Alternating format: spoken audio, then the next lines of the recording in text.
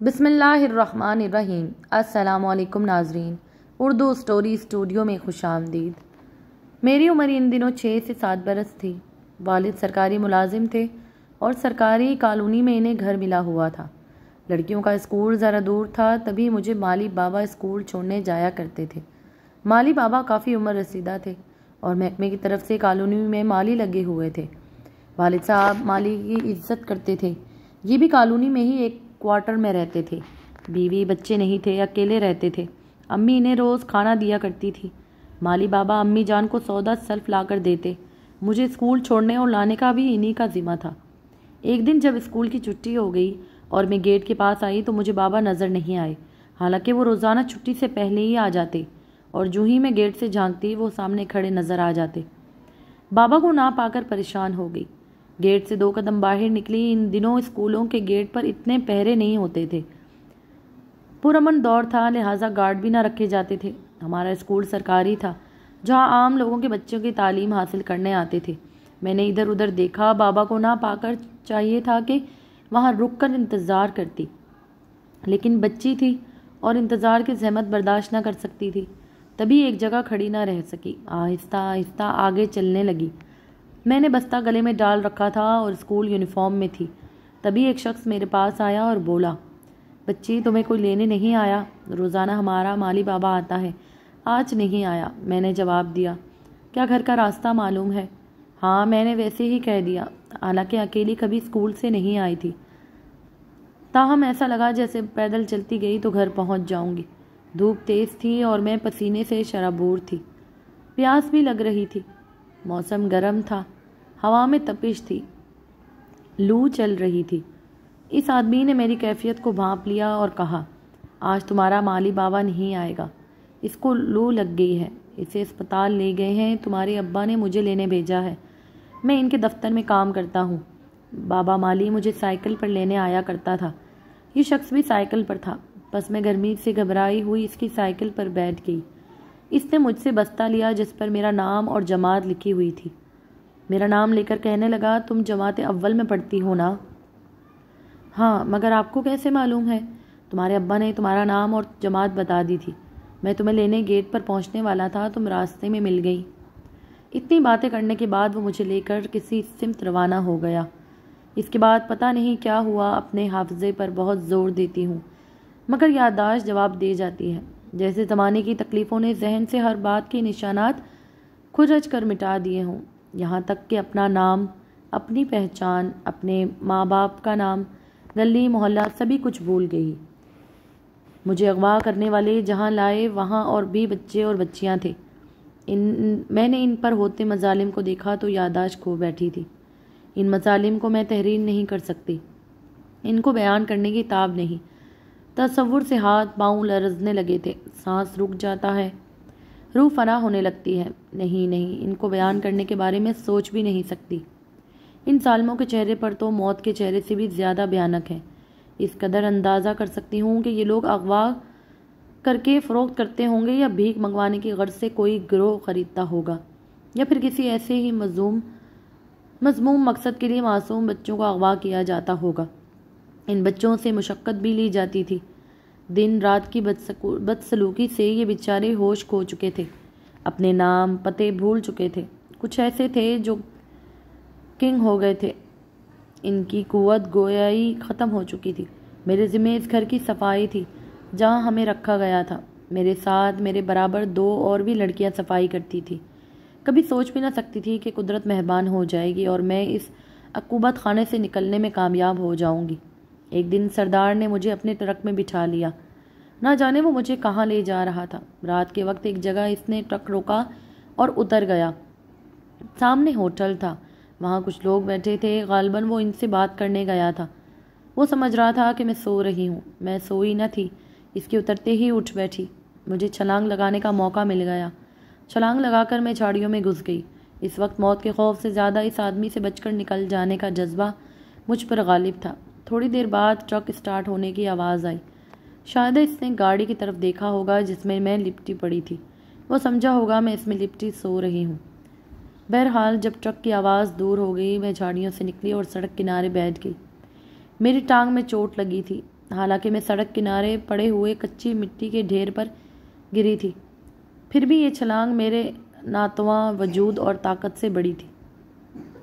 کیونکہ ٹرک کافی اونچا تھا، رات کا اندھیرا تھا اور سڑک کا کنارہ ٹانگ میں درد تھا اور خوف کا دباؤ ذہن کو اپنی گرفت میں ایک آہنی پنجے کی طرح جکڑے ہوئے تھا۔ اللہ جانے کب تک میں یوں ہی کسمر سی میں بیٹھی رہی کہ ایک کار میرے قریب آ کر رکی۔ اس میں ایک عورت اور ایک آدمی موجود تھا۔ جب ان کی گاڑی کی روشنیاں مجھ پر پڑیں، انہوں نے گاڑی روکی اور بیٹری کی روشنی میں مجھے دیکھا۔ میں کانپ رہی تھی۔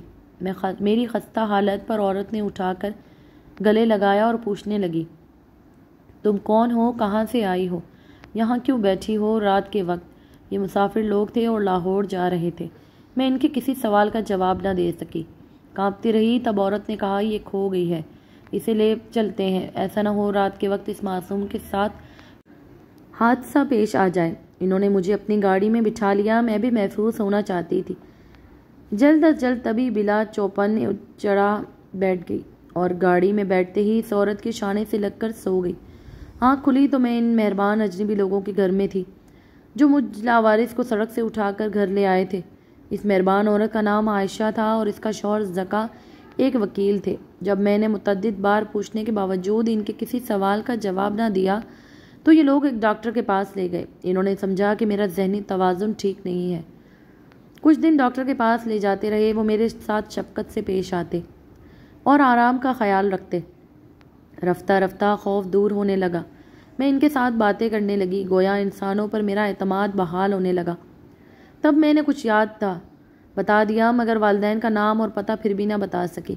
مجھے ماں کی صورت یاد آ جاتی تو میں رونے لگتی، سوچتی کہ میرے گم ہو جانے کے بعد نہ جانے انہیں کتنا صدمہ ہوا ہوگا اور جدائی کیسے ماں نے برداشت کی ہوگی۔ جن کے گھر میں رہتی تھی انہوں نے مجھے بیٹی بنا لیا، تاہم ان کی اپنی 2 بیٹیاں پہلے سے موجود تھیں۔ ایک کا نام معروف اور دوسری کا نام ماہنور تھا۔ یہ دونوں مجھ سے بڑی تھیں۔ ان کے والدین سمجھاتے کہ مہاجبین کے ساتھ پیار سے پیش آیا کرو کیونکہ یہ تمہاری تیسری بہن ہے۔ وہ کبھی پیار کرتی اور کبھی نظر انداز کرتی۔ تب ان کی ماں میری زیادہ دیکھ بھال میں لگ جاتی۔ میں انہیں امی جان کہنے لگی تھی اور وکیل صاحب کو ابو کہا کرتی تھی۔ ان کے گھر کا ماحول بہت پرسکون تھا۔ اس پیار بھرے ماحول نے مجھے ایک نارمل انسان بنا دیا۔ اب میں پڑھنے لکھنے میں دلچسپی لینے لگی، مگر باوجود کوشش کہ مجھے اپنی ماں، باپ اور اپنا نام نہ یاد آ سکا۔ پہلے انہوں نے گھر پر پڑھائی کا انتظام کیا اور پھر مجھے اسکول میں داخل کروا دیا۔ جلد میں 5ویں کا کورس ختم کر اور 6ٹھی میں داخلہ مل گیا۔ عائشہ امی نے بہت کوشش کی اور ان کی کوششوں کا پھل یہ ملا کہ میں نے بالآخر مڈل پاس کر لیا۔ وقت گزرتے دیر نہیں لگتی، ابو کی دونوں بیٹیوں کی شادیاں ہو گئی۔ ان 2 بچوں کی پیدائش کے بعد عائشہ امی کا آپریشن ہوا تھا، جس کے بعد ان کے یہاں پھر کوئی اولاد نہ ہوئی۔ بچیاں اپنے گھروں کی ہوئیں تو ان کو میری فکر ستانے لگی، مگر قسمت نے میرا ساتھ نہ دیا۔ وکیل صاحب اور ان کی بیوی بذریعہ کار کسی کام سے اسلام آباد گئے۔ واپسی پر ان کی گاڑی کو حادثہ پیش آ گیا۔ میں ان دنوں شفیق ہستیوں سے یکلقت محروم ہو گئی۔ ان کے جہان سے چلے جانے کے بعد میرے حالات یکسر بدل گئے۔ میں پھر سے لاوارث ہو گئی۔ دونوں بہنوں نے فیصلہ کیا کہ وہ مجھے اپنے پاس رکھیں گی کیونکہ میرا کوئی نہ تھا، لیکن ان کی ساس کو یہ قبول نہ تھا۔ وہ دونوں سگے بھائیوں سے بیاہی گئی تھی اور ایک ہی گھر میں رہتی تھی۔ بڑی مشکل سے کچھ عرصے مجھے اپنے ہاں رکھا، قبول کیا، پھر اپنے بیٹوں کو بھڑکانا شروع کر دیا تو وہ بھی کہنے لگے کہ اس لاوارث لڑکی کا جلد سے جلد کوئی بندوبست ہونا چاہیے۔ اس دوران میری دونوں منہ بولی بہنوں کے یہاں یک کے بعد دیگرے بچوں کی ولادت ہوئی تو میں نے دن رات ان کی خدمت کر کے اپنی جگہ ان کے گھر میں بنا لی۔ تب ان کی ساس نے، جو چچی بھی لگتی تھی، میرا گھر میں رہنا قبول کر لیا، مگر وہ مجھے نوکرانی سے زیادہ حیثیت دینے پر تیار نہ تھی۔ میں تو پہلے ہی نصیبوں جلی تھی، برداشت کرتی رہی۔ بہنوں نے بچوں کی لائن لگا دی اور میں ان کی آیا بن گئی۔ کسی کو اب یہ خیال تک نہ آیا کہ اس کی شادی کی عمر ہے، اسے بھی اپنا گھر بسانا ہے۔ شاید وہ میری شادی کے بارے میں سوچنا ہی نہیں چاہتی تھی کہ پھر مجھ سے بے مول باندھی ان کو کہاں سے ملتی، جبکہ میرے ذہن میں خواب جاگ رہے تھے، اپنا گھر ہو، ایک پیار کرنے والا جیون ساتھی ہو۔ ہر لڑکی کی یہ خواہش ہوتی ہے اور یہ خواہش فطری ہوتی ہے۔ وقت گزرتا رہا اور میں اپنا مدعا کسی کو نہ بتا سکی۔ ایک وقت ایسا آیا کہ میں نے اپنے بارے میں خود سوچنا شروع کر دیا۔ مجھے نہ معلوم محبت کیا بلا ہوتی ہے۔ اس کے چرچے زمانے میں تھے، ہر جگہ محبت محبت کا تذکرہ ہوتا رہتا تھا۔ فلموں میں، رسالوں میں یہی پڑھتی تھی کہ محبت سے زندگی ہے، نہیں جانتی تھی کہ محبت خوشیوں کی موت کا بھی دوسرا نام ہے۔ ایک روز اپنی بھانجی کو اسکول سے لینے جا رہی تھی کہ راستے میں ایک نوجوان ملا۔ وہ اپنی بھتیجی کو اسکول سے لینے آیا تھا۔ دونوں بچیاں ایک ہی اسکول میں پڑھتی تھیں۔ ہم ایک راستے کے مسافر تھے، سو آگے پیچھے چل رہے تھے۔ اگلے روز بھی یہی ہوا اور اس کے بعد ایسا ہی ہوتا رہا۔ میرے اور اس نوجوان کے دل میں ایک خیال نے جنم لیا کہ ہمیں ایک دوسرے سے ہم کلام ہونا چاہیے۔ تاہم جرأت نہ اس میں تھی اور نہ ہی مجھ میں۔ ایک دن چند آوارہ لڑکے میری راہ میں آ گئے، مجھ پر آوازیں کسنے لگے۔ میں گھبرا کر تیز تیز چلی۔ جب اس نوجوان نے مجھے گھبراہٹ میں دیکھا تو وہ بھی تیز تیز قدموں سے چلتا ہوا میرے برابر آ پہنچا اور ساتھ ساتھ چلنے لگا۔ نوجوان مجھ سے ہم کلام ہوا۔ برا مت ماننا، ان آوارہ لڑکوں کے ارادے کو بھانپ کر تمہارے قریب آ گیا ہوں۔ اچھا کیا میرے منہ سے بے اختیار نکلا۔ میں واقعی ان سے ڈری ہوئی ہوں۔ ڈرنے کی ضرورت نہیں، بے خوف ہو جاؤ، میں ساتھ ہوں۔ جب وہ لڑکے ذرا قریب آ گئے تو اس خیر خواہ نے انہیں ڈانٹا۔ کیا بات ہے، تم لوگ ادھر کیوں آئے ہو؟ دوبارہ دیکھا تو جان سے مار دوں گا۔ واہ، وہ ہنسنے لگے۔ لگتا تو ایسا ہے جیسے یہ اس کی بیوی ہو۔ ہاں، بیوی ہے میری۔ پھر تم سے مطلب؟ ہم سیر سپاٹے کو اس دھوپ میں نہیں نکلے، اپنی بچیوں کو اسکول سے لینے جا رہے ہیں۔ آئی سمجھ؟ ٹھیک ہے، ہم بھی دیکھتے ہیں کہ واپس یہاں سے گزرتے ہو یا آگے کسی ریسٹورنٹ میں چائے پینے نکل جاتے ہو۔ یہ کہہ کر وہ ادھر ادھر ہو گئے۔ میں پہلے ہی ہر شے سے ڈرتی تھی، میں تو اپنے سائز تک سے ڈرتی تھی۔ جب میں اس کے ساتھ اسکول چلتی رہی اور جب دونوں بچیاں باہر آ گئیں، ہم دونوں انہیں ہمراہ لے کر واپس گھر کو پلٹے اور دیکھ کر حیرت ہوئی کہ وہ لڑکے جہاں ملے تھے واپسی میں دوبارہ وہاں موجود تھے۔ یہ دیکھنے کے لیے ہم نے جھوٹ کہا تھا یا سچ۔ بچیوں کو ساتھ دیکھا تو وہ 9 2 11 ہو گئے، لیکن ہم دونوں کو ایک دن دیکھے رشتہ میں باندھ گئے۔ اگلے دن دل نے آرزو کی وہ مل جائے اور وہ مل گیا۔ کیوں نہ ملتا؟ اسے خدشہ تھا کہ وہ لڑکے دوبارہ کہیں نہ مجھے پریشان کریں۔ اس کے بعد یہ روز کا معمول ہو گیا۔ میں جب بھی گھر سے نکلتی آگے کچھ جا کر وہ دکھائی دے جاتا اور ساتھ ساتھ اپنے چلنے لگتا۔ سوچا کیا خبر کب میری بہن میری جگہ کسی اور بچی کو لینے اسکول بھیجنا شروع کر دے، تب میں ہمیشہ کے لیے اس مہربان انسان کو کھو دوں گی جو قسمت سے مل گیا تھا اور میرے دل میں بس گیا۔ ایک صبح بھانجی کو اسکول پہنچا کر واپسی میں نے اس سے نام کا وغیرہ پوچھا۔ اس نے کہا تم نے میرے دل کی بات کہہ دی۔ یہی سوچا تھا کہ بچھڑ جانے سے پہلے تم سے یہ پوچھ لوں کہ تمہارا نام کیا ہے اور کہاں رہتی ہو، کیا شادی شدہ ہو، اور یہ بچی تمہاری کیا لگتی ہے۔ میں نے بتا دیا یہ ایک لاوارث کھوئی ہوئی لڑکی ہوں جسے بچپن میں اسکول سے واپسی پر چھٹی کے وقت اغوا کر لیا گیا تھا۔ اب اصل نام پتہ گم کر چکی ہوں۔ الغرض اس کو تمام احوال مختصراً بتا دیا۔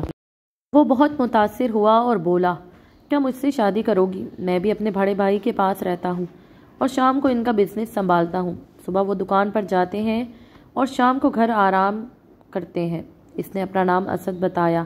کہنے لگا کہ والدہ حیات ہیں، کہو تو انہیں اپنی بھابھی کے ہمراہ رشتے کے لیے تمہارے گھر بھیجوں، اس سے پہلے کہ کسی وجہ سے ہمارا ملنا ختم ہو جائے۔ ہاں ضرور، مجھے بھی اپنا گھر اپنی جنت چاہیے۔ میں بھی یہی سوچتی ہوں۔ کل بہنوئی نے کوئی اور ملازمہ یا ڈرائیور وغیرہ رکھ لیا اور میں گھر میں قید ہو گئی تو آپ سے کیوں کر مل پاؤں گی۔ اسد نے اپنی والدہ اور بھائی بھابھی سے میرا تذکرہ کیا۔ وہ میرا رشتہ طلب کرنے پر راضی ہو گئی اور اس کی والدہ کے ہمراہ بھابھی مجھے دیکھنے آئی۔ میری بہنوں سے مدح بیان کیا تو وہ ناک بھوں چڑھنے لگی۔ ان کو یہ کہہ کر ٹکا سا جواب دے دیا کہ دوبارہ آنے کی زحمت گوارا نہ کرنا۔ ہم نہیں جانتے آپ کون لوگ ہیں۔ ہمارا شوہر مہاجبین کا رشتہ اپنے رشتہ داروں میں تلاش کر رہے ہیں۔ غرض کے ان خود غرض منہ بولی بہنوں نے منہ بولی ہونے کا بھی لحاظ نہ کیا۔ انہیں چائے پانی کا بھی نہ پوچھا۔ اسد کی والدہ آزدارہ ہو کر چلی گئیں۔ انہوں نے اسد کو گھر جا کر بھلا بھرا کہا اور راہ چلتی لاوارث پر تم نے بھروسہ کر لیا اور ہمارے دل میں بھی اس کے لیے ہمدردی کے جذبات ابھارے۔ وہ لوگ اس لائق نہیں کہ ان کے گھر سے ہم اس کی بچی کو بیاہ کر لے آئیں۔ نہایت بد اخلاق اور بدتمیز ہیں وہ عورتیں جن کے گھر ماں جبیں رہتی ہے، وہ ہرگز اس کا رشتہ کہیں نہ کریں گی۔ تم مہاجبین کا خیال دل سے نکال دو۔ وہ یہ سن کر بے حد لگرفتہ ہوا۔ مجھے بتا دیا کہ والدہ بہت برہم ہوئی ہیں۔ انہوں نے کہا کہ اس کا نام نہاد بہنیں اس کی شادی نہ کریں گی۔ اگر تمہیں وہ اتنی ہی پسند ہے تو بھگا کر لانا پڑے گا، اور شریفوں میں یہ طریقہ نہایت ناپسندیدہ ہے۔ ایسا کرنے کی ہم تمہیں اجازت نہ دیں گے۔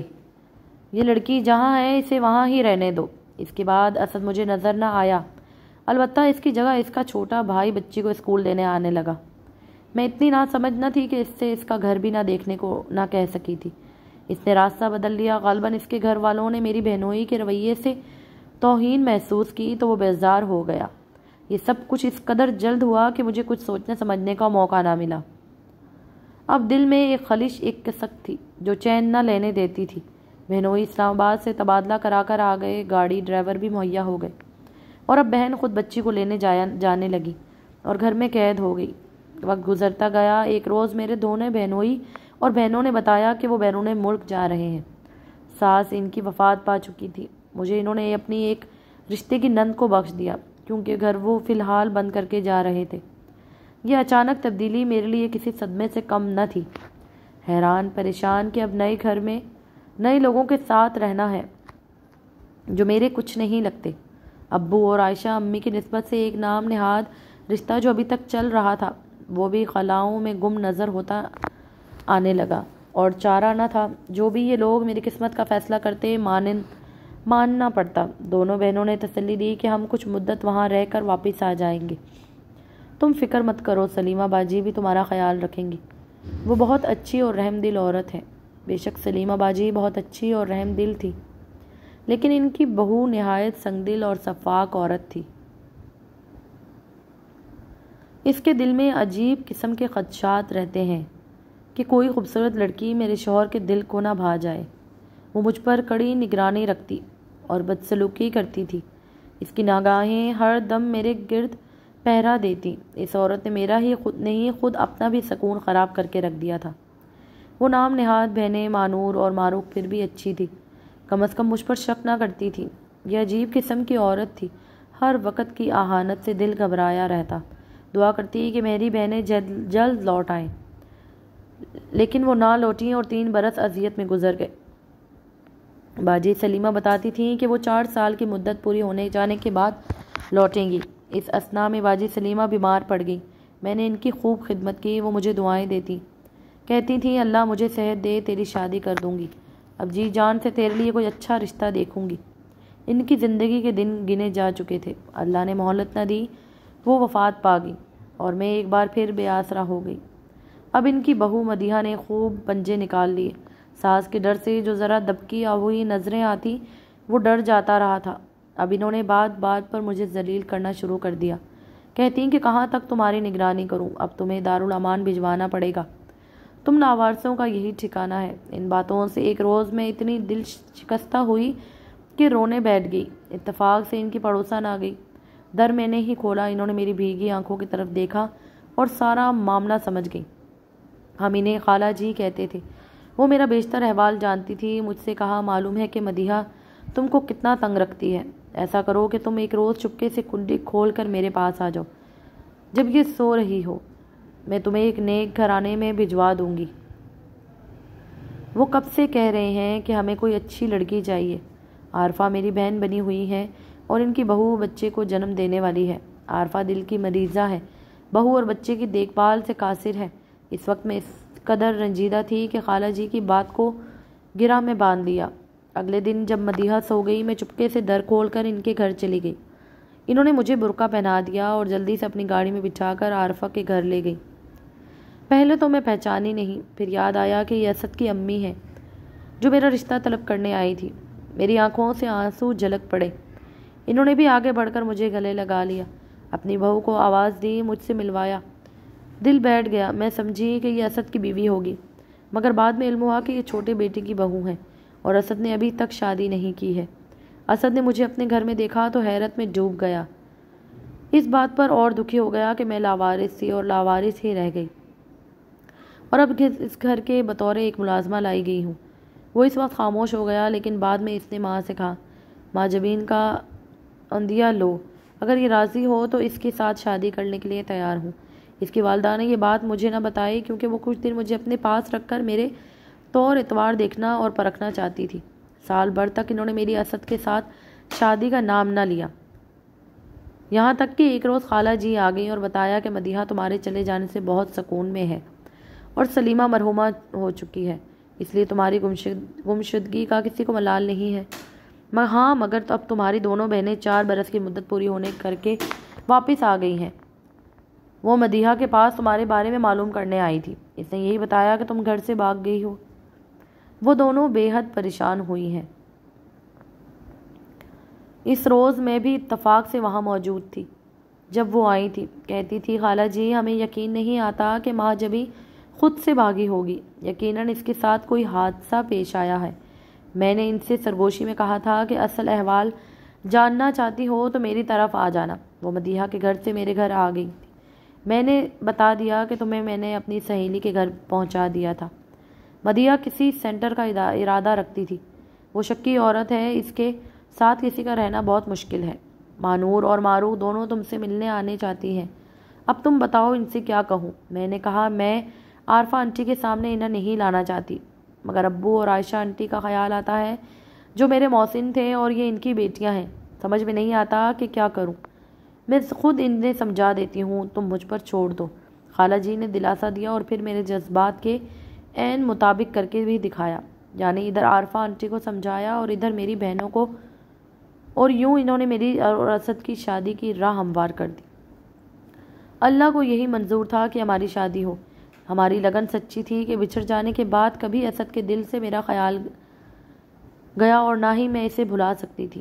اللہ تعالیٰ کی طرف سے معجزہ ہو گیا کہ پھر مل گئے۔ مجھے اسد کے گھر پناہ ملی اور یہ پناہ مضبوط اور دائمی تھی، یعنی زندگی بھر کے لیے اسد کے گھر کی چھت تلے مجھے رہنا تھا اور سکون کے بقیہ دن گزرنے کا موقع بالآخر اللہ تعالیٰ نے دے دیا۔ لیکن اس خوشی کو میرے حقیقی ماں باپ نہ دیکھ سکے اور نہ وہ جنہوں نے مجھے ایک رات سڑک سے لاوارث بچی کی صورت میں اٹھایا تھا اور اپنے گھر لا کر پناہ دی، پیار دیا اور پرفان چڑھایا۔ ان کا بھی مجھ پر حق تھا، مگر وہ اس دنیا سے ایسی دنیا میں جا چکے تھے جہاں سے کوئی واپس نہیں آتا۔ مجھے بہنوں نے عزت سے رخصت کیا اور میں اسد کی دلہن بن گئی۔ بیرون ملک رہ کر ان کے تنگ حالات میں بہت وسعت آ چکی تھی۔ وہ مجھے ایک باندی کی صورت میں نہیں بلکہ ایک ہنستے بستے انسان کی صورت میں زندگی بسر کرتے دیکھنا چاہتی تھی۔ جس وقت میری اسد سے شادی ہوئی میری عمر تقریباً 40 سال کی ہونے والی تھی۔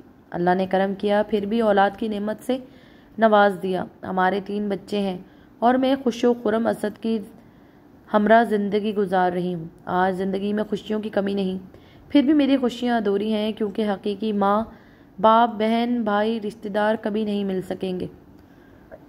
نہ جانے وہ کہاں ہیں، کیسے ہیں، زندہ ہیں یا نہیں۔ اور ایسے کتنے ہی سوالات ہیں جو کبھی کبھی مجھے اس قدر پریشان کر دیتے ہیں کہ راتوں کی نیند اڑ جاتی ہے۔ پھر خود کو یہ سوچ کر پرسکون کر لیتی ہوں کہ ماں باپ بہن بھائی نہ مل سکے تو کیا ہوا؟ اللہ نے کتنا بڑا کرم کیا کہ اسد کے گھرانے جیسا نیک گھرانہ دیا اور اسد جیسا نیک دل شوہر عطا کیا، ہمیں جدا کر کے دوبارہ ملا دیا، اولاد دی، خوشیاں دے دی، اور ورنہ مجھ جیسی لاوارث لڑکیاں تو زمانے کی ٹھوکروں میں خاک کر دی جاتی ہیں، بھیک منگوائی جاتی ہے، ان کو فروخت کیا جاتا ہے اور اس سے آگے سوچتے ہوئے دل لرز جاتا ہے۔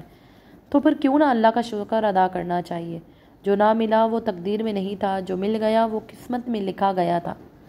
بس اسی ایمان کے ساتھ زندگی گزرتی ہے تو سہل لگتی ہے، ورنہ ماضی میں میری زندگی کے دن جس طرح گزرے ہیں انہیں یاد کر کے سوائے آنسوؤں کے اور کچھ نہیں ملتا۔